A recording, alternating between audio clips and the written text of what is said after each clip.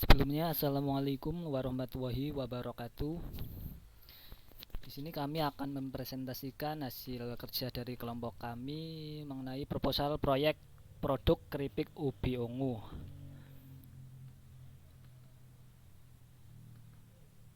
Yang beranggotakan saya sendiri, Muhammad Faizal Ferdiansyah, dengan NIM 2019-5-2010.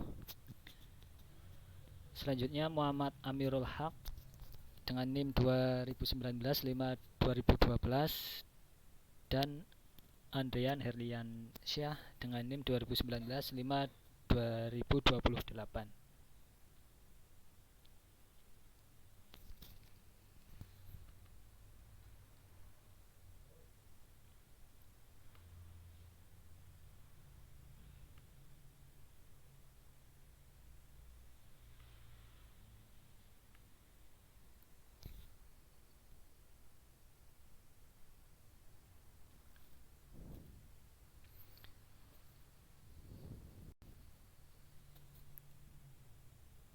Preface eksplanasi proyek. Keripik ubi ungu sebenarnya adalah variasi dari keripik kentang tradisional, namun terbuat dari ubi ungu. Di pasaran ada banyak sekali merek dan jenisnya. Biasanya konsumen menyukainya sebagai alternatif camilan sehat ketimbang gorengan ataupun keripik lain. Menariknya, keripik berwarna ungu ini adalah sumber vitamin A unggulan dibanding dengan keripik tradisional, pun kadang seratnya lebih tinggi. Tentu saja komposisi dan cara mengolah keripik ubi ungu akan berpengaruh terhadap keseluruhan kandungan nutrisinya. Jumlah porsi juga bisa mengubah nutrisinya. Bagaimanapun, dengan indeks glikemik keripik ubi ungu tidak diketahui secara pasti, namun ubi yang sudah dikupas dan digoreng memiliki indeks glikemik 76. Artinya indeksnya cukup tinggi. Selain vitamin A, keripik ubi ungu juga mengandung vitamin E dan mangan.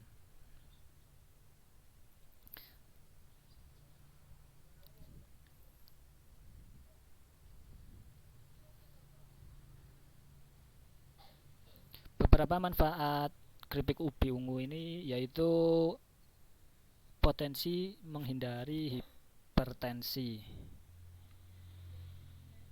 di mana sebuah ulasan penelitian di British Medical Journal mencatat bahwa mengganti kentang dengan ubi dapat menurunkan risiko mengalami hipertensi. Para peneliti meneliti dampak dari konsumsi keripik kentang, namun tidak ada perbandingan langsung dengan keripik ubi. Jadi masih perlu penelitian untuk menyimpulkan apakah keripik ubi ungu akan memiliki khasiat serupa. Kemudian potensi menjaga kesehatan mata. Kandungan vitamin A dalam keripik ubi ungu sangat penting untuk kesehatan mata, sebab mendapatkan asupan vitamin A bisa mencegah gangguan penglihatan akibat penuaan serta degenerasi makula.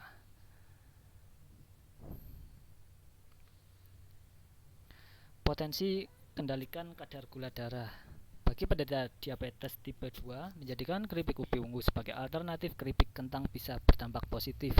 Bahkan American Diabetes Association menyebut ubi sebagai diabetes superfood karena kandungan serat dan vitamin A di dalamnya. Manfaat yang terakhir, potensi menjaga berat badan. Keripik ubi ungu mengandung serat lebih tinggi ketimbang keripik kentang biasa. Dalam satu kantong keripik kentang berukuran 28 gram terdapat 149 kalori, 9,5 gram lemak, namun hanya ada 0,9 gram serat. Sementara sekantong keripik ubi mengandung kalori dan lemak serupa, namun kadar seratnya justru 3 kali lipat lebih tinggi. Serat ini akan membuat seseorang merasa kenyang lebih lama. Latar belakang proyek. Keripik adalah makanan ringan atau snack food yang tergolong jenis makanan cracker, yaitu makanan yang bersifat kering dan renyah dan kandungan lemaknya tinggi. Renyah adalah keras atau mudah patah. Sifat renyah pada cracker ini akan hilang jika ketika produk menyerap air. Olahan keripik merupakan salah satu produk pangan yang banyak digemari oleh semua kalangan. Diambil dari sumber Lestari 2015. Tekstur atau kerenyahan keripik merupakan unsur utama penilaian konsumen. Keripik yang baik jika digigit akan renyah, tidak keras, tidak lembek, dan tidak mudah hancur. Bahan-bahan yang biasa dipakai untuk membuat produk keripik ialah buah, sayur, dan umbi-umbian. Lebih spesifiknya bahan yang akan kami pakai dalam produk kami ialah ubi ungu.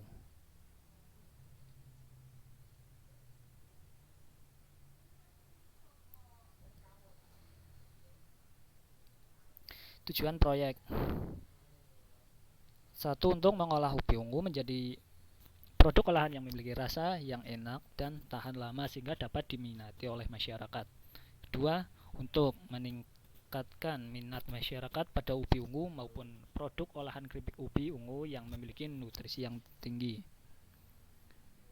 3. Ruang lingkup proyek. Ruang lingkup dalam proyek ini meliputi 1. Meningkatkan inovasi mahasiswa dalam menemukan makanan yang disukai banyak orang dan dapat dimanfaatkan sebagai peluang usaha. 2. Untuk meningkatkan kreativitas dan penalaran mahasiswa dalam upaya pengembangan industri pangan. 3. Memperkenalkan kepada masyarakat agar dapat memberikan manfaat untuk sekitar lingkungan menjadi peluang usaha baru. Dan yang terakhir, menciptakan produk makanan sehat dalam perindustrian makanan di Kudus. Deskripsi produk. Keripik ubi ungu adalah bisnis persaingan makanan yang memudahkan mahasiswa untuk memperoleh cemilan yang enak dan ringan. Keripik ubi ungu juga merupakan alternatif untuk mereka yang sedang jenuh menunggu atau sembari mengerjakan tugas. Usaha keripik ubi ungu ini berpotensi untuk menjadi usaha sampingan karena bisnis ini tidak menuntut banyak waktu sehingga tidak mengganggu kegiatan belajar mahasiswa. Selain itu, juga melatih mahasiswa terjun ke lapangan sebagai praktek dari teori di kelas. Kelebihan dan kekurangan produk ini yaitu kelebihan bisnis ini adalah sudah biasa dijual di berbagai tempat yang tentunya sudah familiar di lidah masyarakat. Yang membuat makanan ini berbeda adalah variasi tingkat pedasnya, diolah dengan bahan-bahan yang segar dan bersih oleh seluruh anggota. Waktu operasional kegiatan usaha keripik ubi ungu itu pada jam 10 waktu Indonesia Barat dengan segmen pasar yaitu seluruh mahasiswa yang berkuliah yang membutuhkan makanan ringan praktis siap saji. Langkah awal yang dilakukan dalam merintis usaha ini adalah dengan melakukan presentasi di kelas, sosialisasi dan promosi dilakukan seminggu sebelum usaha ini dimulai. Kelemahan atau kekurangan dari bisnis ini yaitu sudah banyak yang membuat bisnis yang serupa sehingga kami harus menemukan sesuatu yang berbeda untuk dapat menarik calon pembeli. Aktivitas proyek. Deskripsi aktivitas proyek. Prosedur pelaksanaan. Berikut merupakan gambar flowchart prosedur pelaksanaan proyek bisnis keripik ubi ungu. Dimulai dari kemudian tahap survei pasar dan bahan baku, tahap persiapan alat dan tempat. Selanjutnya tahap desain produk, pengemasan dan promosi. Kemudian pengujian produk, apakah lolos ataupun tidak lolos. Jika lolos akan lanjut ke tahap berikutnya dan jika tidak lolos akan kembali lagi ke tahap produksi, pengemasan dan promosi. Jika lolos, selanjutnya pemasaran dan evaluasi dan kemudian lanjut ke pemasaran ke konsumen. Tahap survei pasar. Survei pasar dilakukan dengan melihat dan mengamati mengenai kondisi pasar serta memperhatikan kondisi persaingan di lokasi pemasaran serta melihat peminat dan memprediksi tingkat kejenuhan produk oleh konsumen.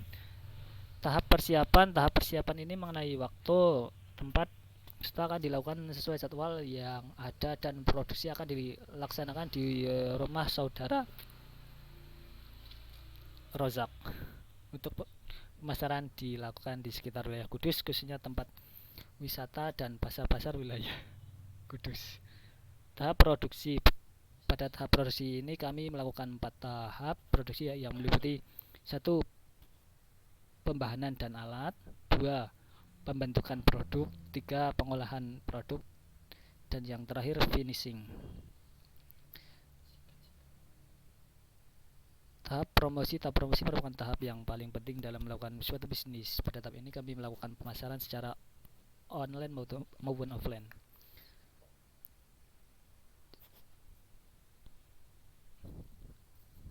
Tahap pengujian merupakan tahap yang dilakukan untuk menentukan layak atau tidaknya produk untuk dipasarkan, yaitu dengan memilah kualitas produk beserta mengecek fungsinya telah sesuai atau tidak. Tahap pemasaran. Pada tahap ini kami melakukan pemasaran secara online ataupun offline. Pada pemasaran online kami memanfaatkan e-commerce populer melalui kegiatan jual beli dengan menggunakan jaringan internet. Kami membuat akun resmi pemasaran meliputi Instagram, Facebook, WhatsApp, Shopee, Bukalapak maupun Tokopedia.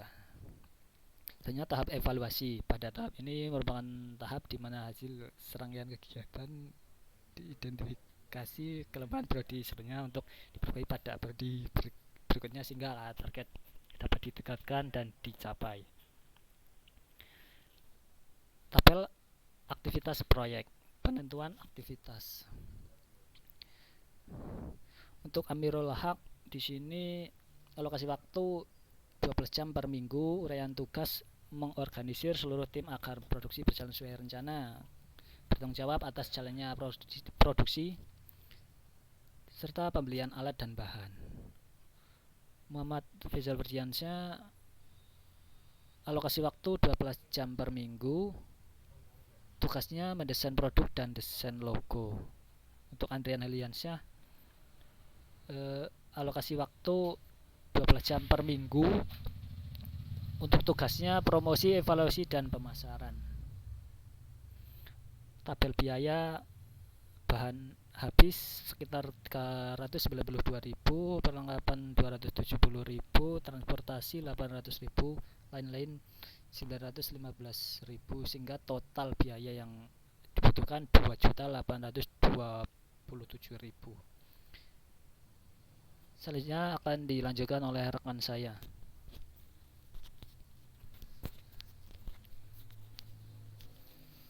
Di sini saya akan melanjutkan dari saudara Ferdi.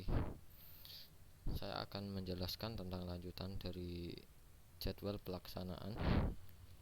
Yang pertama ada survei pasar yang dimulai dari minggu pertama dan kedua, kemudian tahap persiapan dari minggu kedua, 3 dan 4, kemudian dilanjutkan tahap produksi minggu kelima, minggu 6, minggu 7, dan keempat adalah tahap persiapan promosi dari minggu 8, 9, dan 10, kemudian tahap penguji berbarengan pada minggu terakhir dari tahap produksi, yaitu minggu ke-7 dan 8. Tahap ke-6 tahap pemasaran berbarengan dengan tahap persiapan promosi dimulai dari di minggu ke-9, 10, dan tahap evaluasi minggu 11 dan 12. Kemudian alur aktivitas yang pertama presiden diagram. Survei pasar disimbolkan dengan kegiatan A, tahap persiapan disimbolkan dengan tahap B, tahap produksi disimbolkan dengan simbol C, tahap persiapan promosi simbol D, tahap pengujian simbol E, tahap pemasaran simbol F, tahap evaluasi simbol G. Tahap persiapan dimulai sesudah survei pasar, kemudian tahap produksi dimulai sesudah simbol C, simbol B, yaitu tahap persiapan, dan seterusnya. Kemudian on atau active on node, yaitu beginilah gambarnya. Kemudian AOA Active on Arrow. Kegiatan pertama dimulai dari 00, kemudian early finishnya 2 karena kegiatan A adalah 2, kemudian kegiatan B3 yang kemudian di sini akan menjadi 5 dan seterusnya. Kemudian di sini latest finish adalah 14 dikurangi dari kegiatan G menjadi 12, kegiatan F dari 12 menjadi 10 dan seterusnya kembali ke awal. Kemudian select time-nya karena latest start dan early start memiliki nilai yang sama, jadi select-nya adalah 0. Kemudian grand chart adalah sama saat kegiatan yang di atas tadi. Survei pasar 2 minggu, tahap persiapan 3 minggu, tahap produksi 3 minggu, tahap persiapan promosi 3 minggu, tahap pengujian 2 minggu, tahap pemasaran 2 minggu, tahap evaluasi 2 minggu. Sudah dari saya, selanjutnya akan dilanjutkan oleh saudara Andre.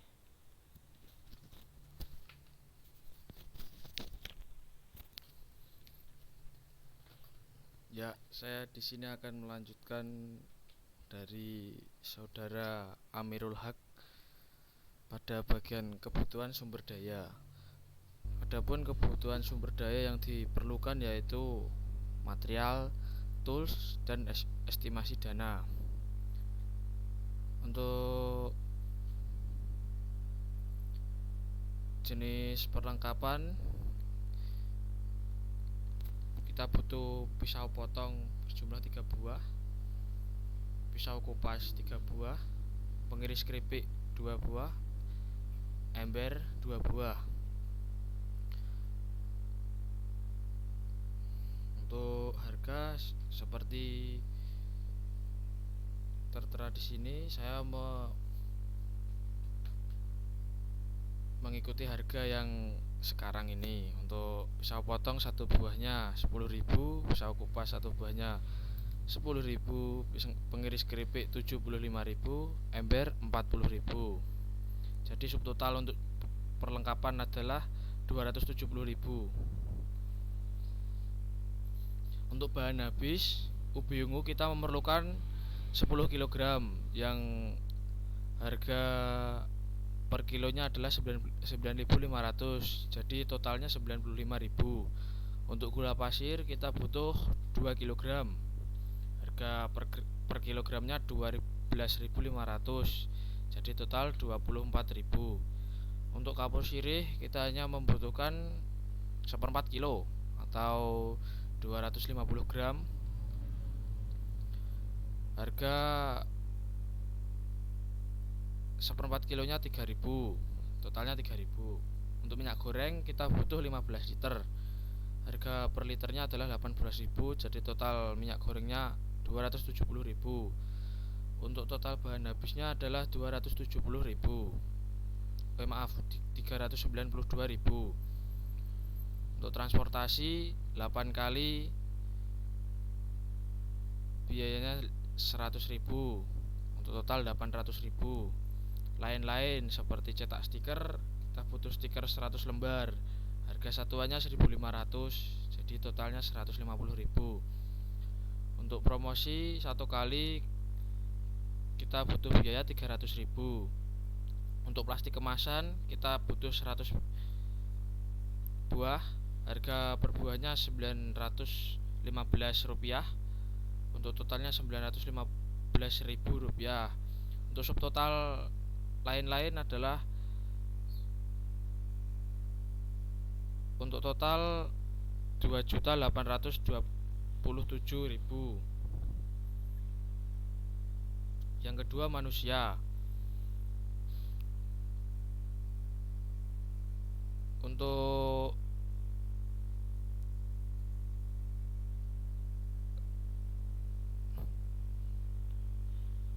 Untuk manusia kita membagi tugasnya, satu orang dengan waktu 12 jam per minggu bertugas bertanggung jawab dan mengkoordinator tim dalam pelaksanaan kegiatan.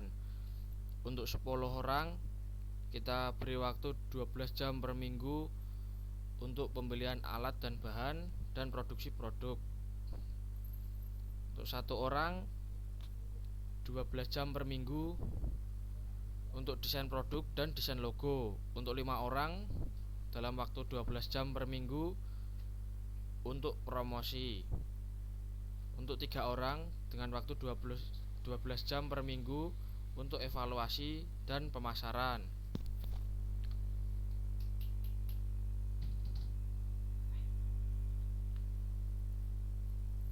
7. Master budget.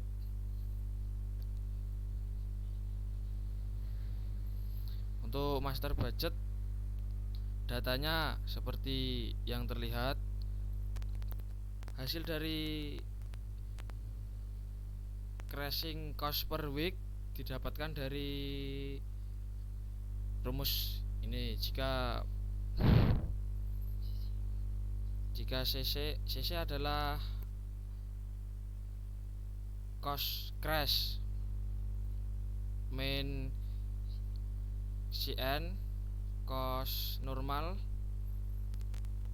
per DC itu adalah die crash, min DN adalah die normal, sama dengan sebagai berikut.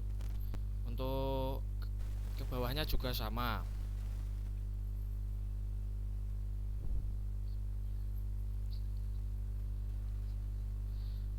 Untuk kesimpulan dari Project Imaginer ini adalah pelaksanaan suatu proyek harus dibutuhkan suatu manajemen yang baik.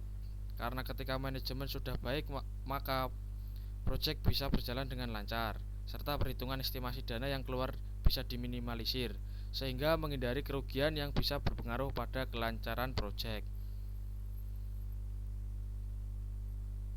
Sekian yang dapat kami sampaikan. Wassalamualaikum warahmatullahi wabarakatuh.